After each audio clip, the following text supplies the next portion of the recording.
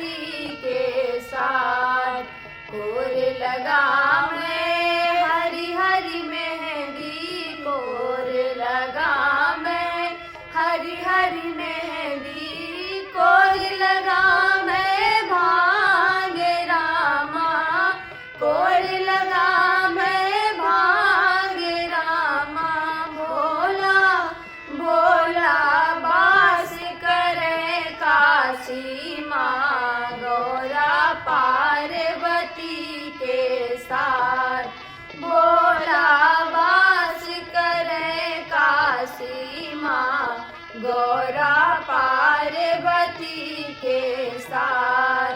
गौरा लगावे हरी हरी मेहंदी, गौरा लगावे हरी हरी मेहंदी, भोला लगावे भांगे रामा, भोला लगावे भांगे रामा।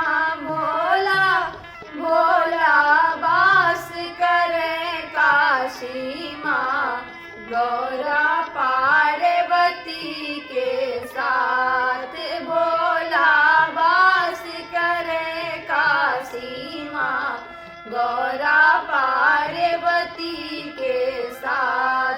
गौरा तोड़े हरी हरी मेहंदी, गौरा तोड़े हरी हरी मेहंदी, भोला तोड़े भांगे रामा, भोला तोड़े भांगे रामा।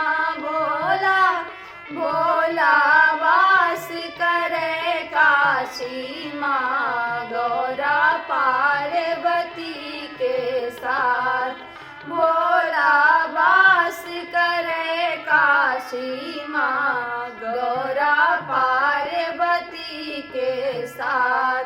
गौरा के रची गए हरी हरी मेहंदी, गौरा के रची गए हरी हरी मेहंदी, भोला के चढ़ी गए भांगे रामा, भोला के चढ़ी गए भांगे रामा।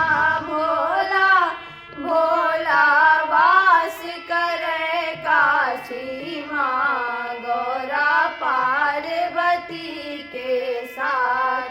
भोला वास करे काशी माँ, गौरा पार्वती